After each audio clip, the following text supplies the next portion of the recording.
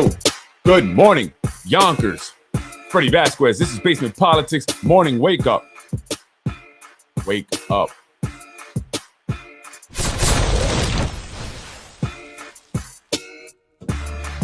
Good morning, Yonkers. I'm Freddie Vasquez. This is Basement Politics Unfiltered with your morning wake up.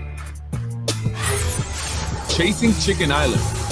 Let's talk about the luxury developments going up in Chicken Island, the ones that are forcing the firemen to move all over with disregard for the safety of the residents of the city of Yonkers. Good morning. Good morning, Yonkers. I'm Freddie Vasquez. Thank you for watching and supporting. Shout out to all the new followers. I've gotten a lot of new followers recently. So thank you guys for following the page, liking the page. I appreciate it. I do. I appreciate each and every one of you. Today, really quick, I just want to go on because I'm going to be coming on tonight. And I just wanted to just mention this stuff that I saw in regards to the developments going up on Chicken Island. This is the AMS Yonkers Downtown Development Master Plan. It's going to be a large luxury development there in the downtown area on Chicken Island. Massive amounts of buildings will be going up, all luxury. And I just want to show you really quick here. Well, not that I was hoping for some pictures, but I did mention the 900 unit building residential that they will be going up on Buena Vista. They're also doing a project on Chicken Island, which is why they want to move the firehouse.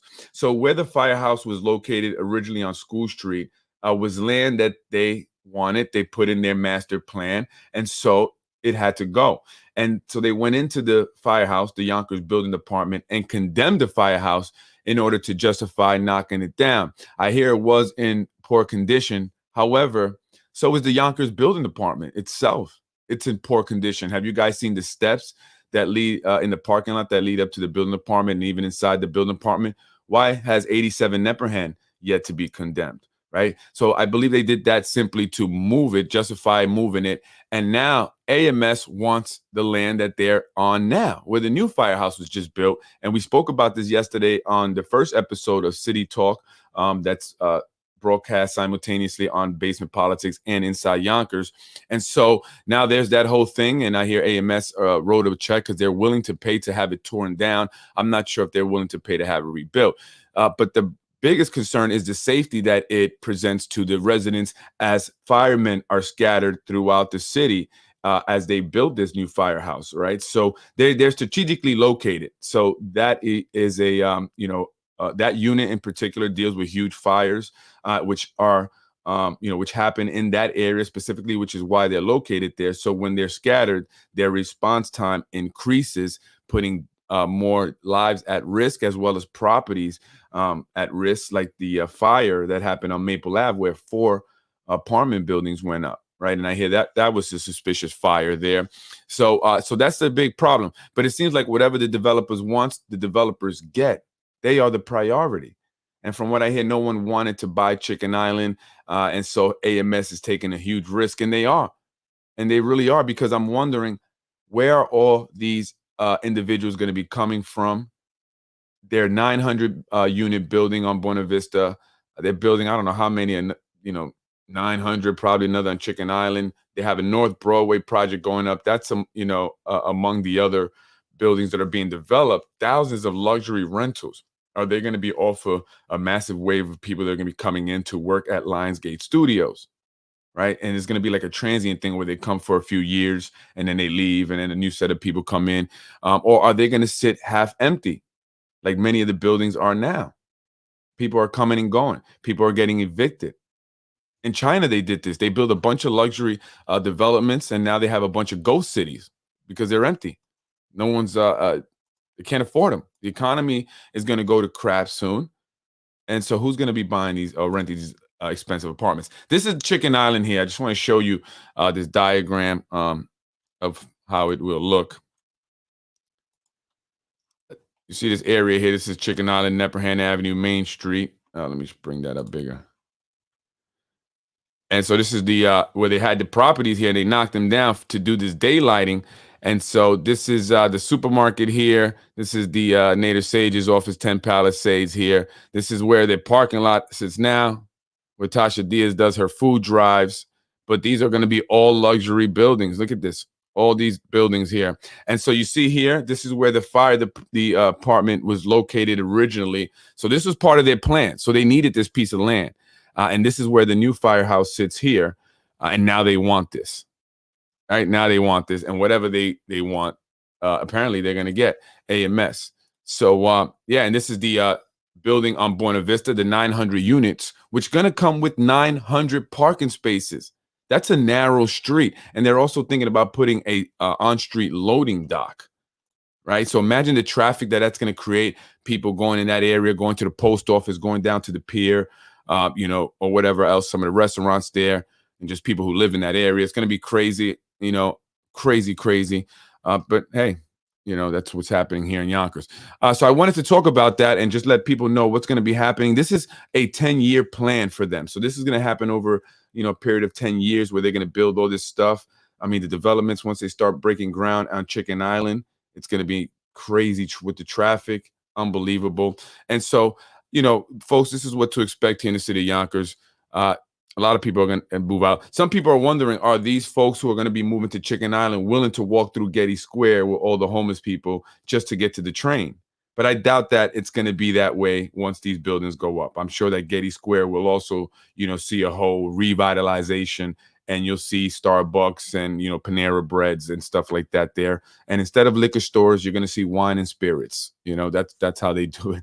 Well, anyway, folks, I want to move on to yesterday. I was at 998 McLean Avenue, where a vape shop was being raided, a vape shop that opened up across the street from a school. And so now John Rubo is, taking some credit for shutting it down. He got it shut down, although he knew about it, right? Folks are telling me that he already knew about it. And this is just him, grandstanding, because he posted this up yesterday evening. Shut down.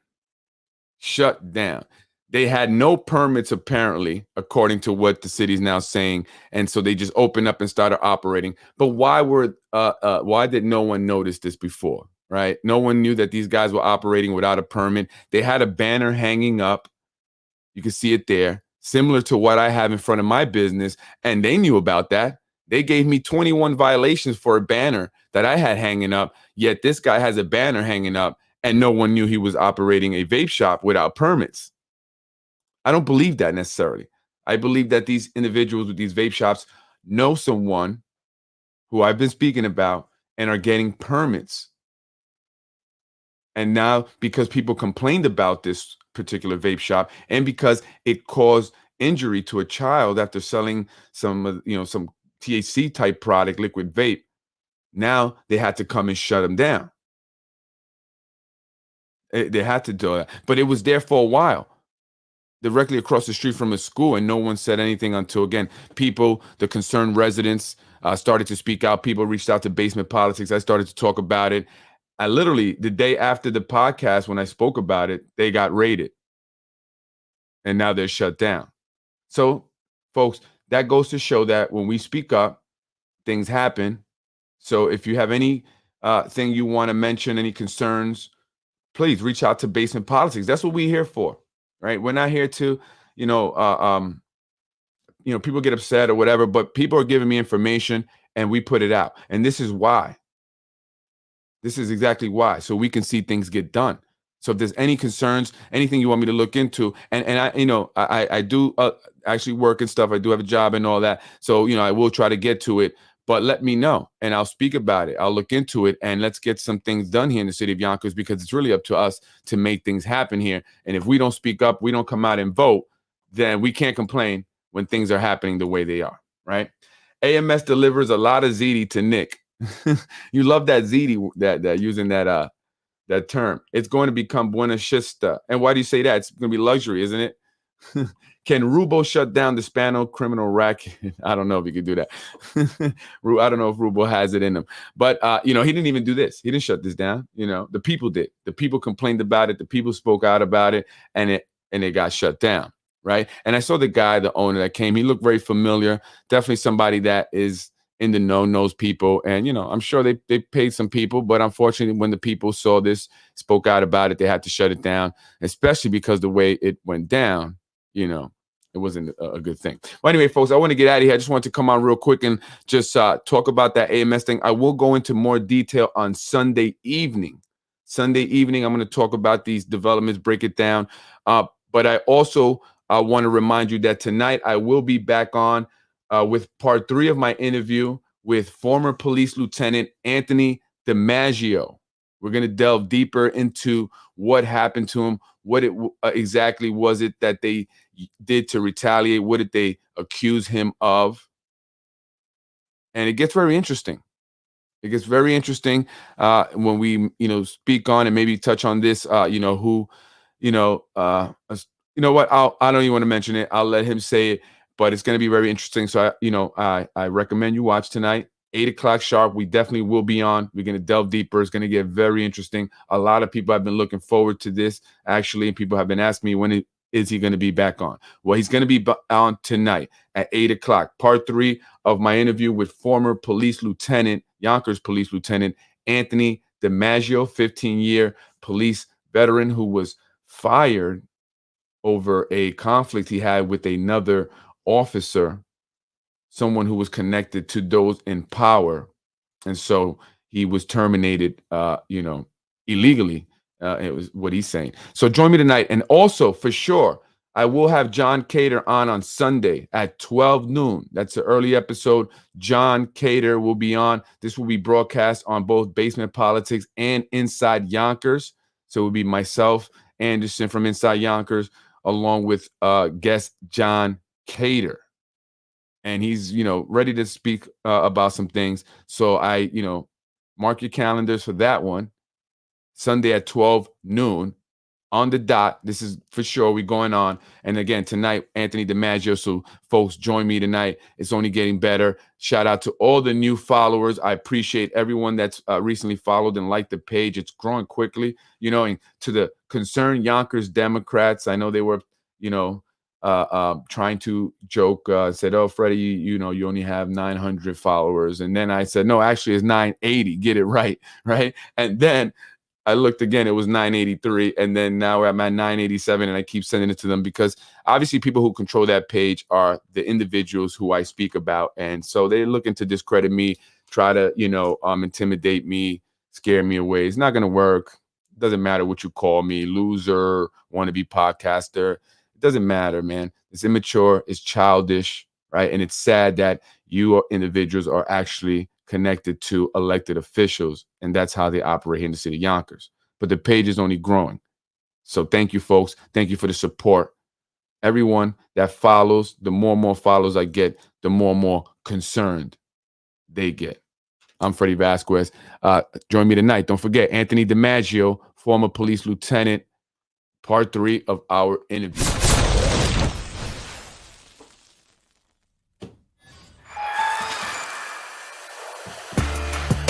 Thank you, folks, for joining me. I'm Freddie Vasquez. This was your Basement Politics morning wake-up. AMS taking over Yonkers, bringing thousands of luxury rentals that the majority of the average person in the city of Yonkers cannot afford. What does that mean?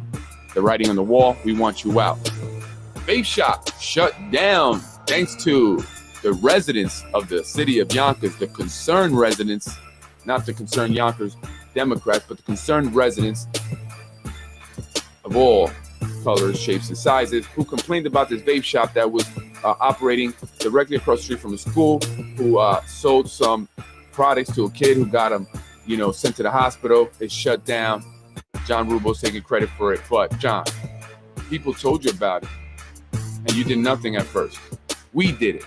We shut it down. Shout out to you guys, City of Yonkers, for making it happen. I'm Freddie Vasquez. Join me tonight. Out of here. Freddie wins. Freddie wins. Fatality. I was raised in housing. I don't think you were. I want